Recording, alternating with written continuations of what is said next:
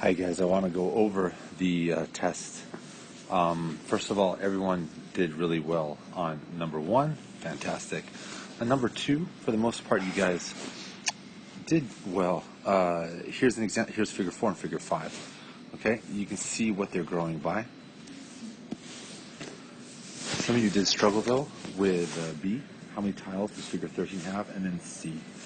So really, one of the things you can do with this in the future is you just put it into an X and Y table. So the X's are the figure numbers, right? And the Y's are the number of tiles. So we have figure number 1 has 5 tiles, and 2 has 8, and 3 has 11. That's easy. So most of you realize, well, figure 4 will have 14, and figure 5 will have 17. Okay?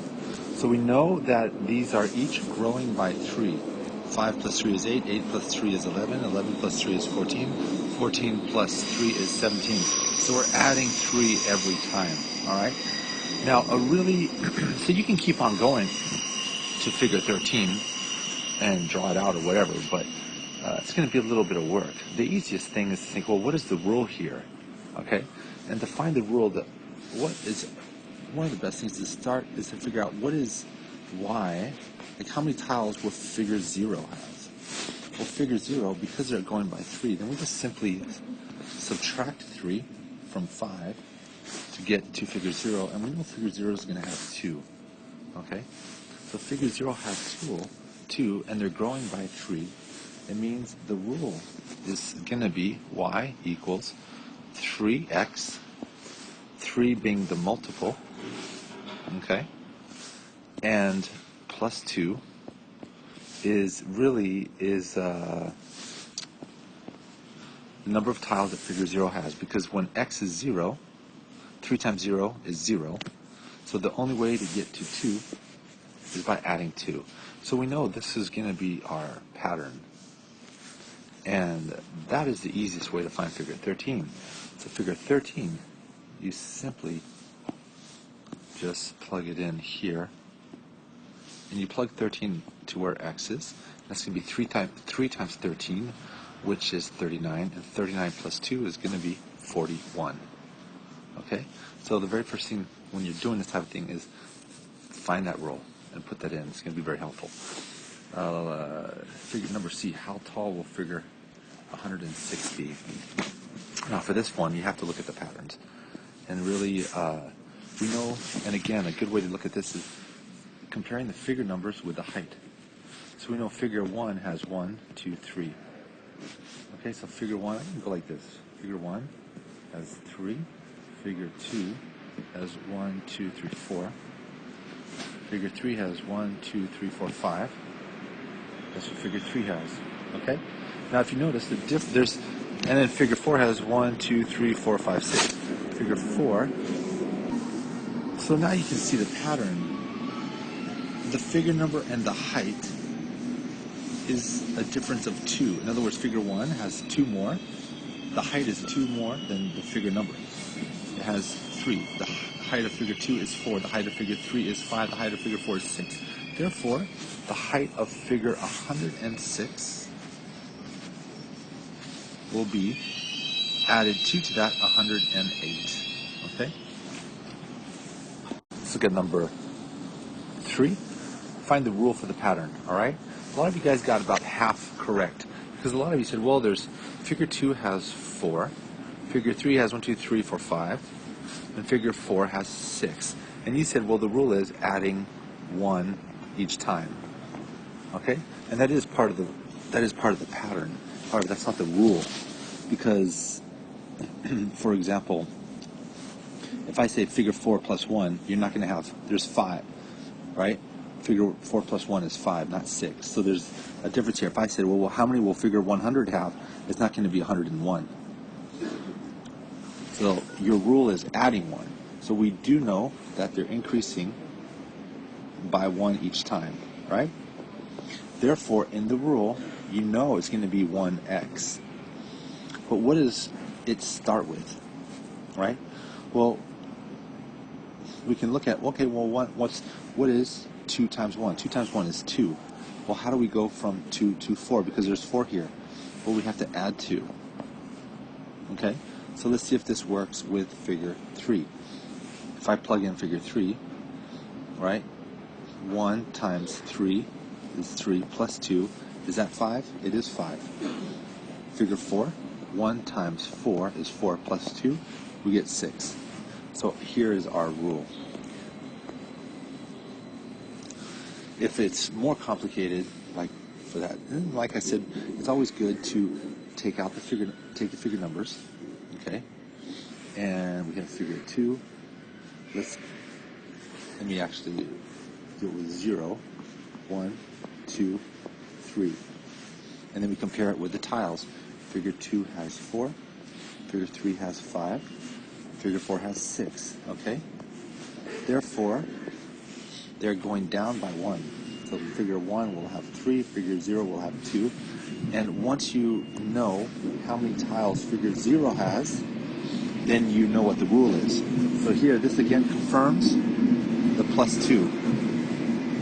Okay? They're growing by 1. And figure 0 has 2. So that is our rule. I hope that makes sense. Okay, let's look at this rule right here. Okay, we have 4, 9, 14, and 19. Now, all of you pretty much got it correct in the sense of you're adding 5 each time. Okay, so that's half of the rule. We know that you're adding 5 each time, so therefore it's a multiple of 5, therefore it's going to be 5x. Okay? But this doesn't necessarily help us at the moment. So we have these patterns, and it starts with 4. Then it goes to 9, then it goes to 14, then it goes to 19. Okay? Now, in a way, this is our figure 1. This is our figure 2. This is our figure 3. This is our figure 4. Makes sense? Okay, so if it's increasing by 5, we know that we can just start plugging in the x's to see what is the y. So if x is 1, 5 times 1 is 5. How do we go from 5 to 4? We have to subtract 1. Let's see if that works. 5 times 1 is 5. Minus 1 is 4. That works.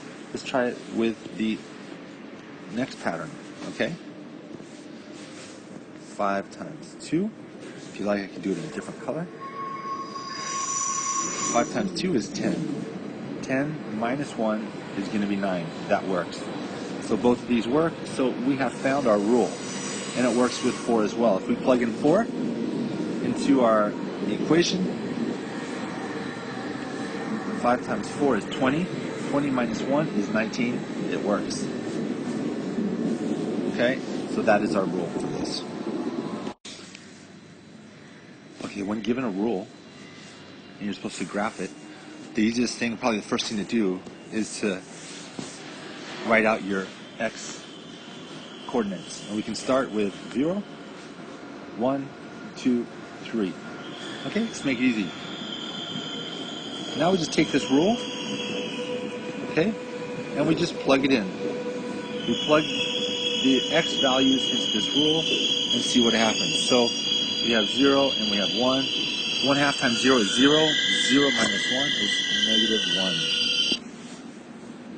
When you plug in 1 to the equation, 1 half times 1 is half of 1, which is 0.5. 0.5 minus 1 is negative 0.5. Okay? And so on. Okay, so we have the rule, and we can now graph it. When x is 0, y is negative 1. Okay? When x is 2, or 1, it's right here, x is 2. Okay, so I'm not sure where I left off as I'm continuing this recording, but we see now our x's, and we have our y's, and it's simply a matter of graphing them. Okay, when x is 0, y is negative 1, right there. And when x is 1, y is 0.5.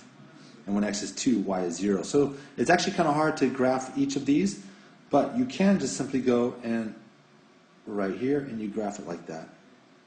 Okay? When x is 4, y is going to be 1. Yep. Okay, and last but not least, so we'll end this video. We had these two rules, y equals 1/2 of x. And I just took a snapshot of one of the students, and you can see she or he did a great job. We see the graph of y equals 1/2 x. It's going up by half. So simply like taking in that equation, 1/2 of x, and we have all our x values right here, and simply plugging them into that equation. 1/2 times -2, 1/2 times 0, for example, 1/2 times 3. Okay, there's just a few. 1/2 times -2 is going to be basically that same half of -2, which is -1. 1/2 of 0, there's nothing is 1/2 of 0, so it's 0. 1/2 of 3 is 1.5. Okay, 1/2 of 4 is 2. Plugging those numbers into the equation, and you're going to get this line right here. Okay, right there. Right? For the other line, -2x plus 4, it's the same thing. All we do is we write out our equation, which is -2x, okay, plus 4. I just put the parentheses like that. You don't have to. And we just plug in our x values, which are all right here. -2, -1, 0, 1, 2, 3, 4, 5. And we plug them in place of x. So -2 times -2 is 4. 4 plus 4 is 8. -2 times -1 is 2. Two negatives make a positive. 2 plus 4, 6. -2 times 0, 0. 0 plus 4, 4. -2 times 4 is -8. -8 plus 4 is -4. Got it? So this is what it's going to be looking like, all right? And you just plug those numbers into and graph it, and we have a beautiful graph here that's clearly labeled. It has the rule, and it's drawn by a rule with a ruler, and that's exactly what I want.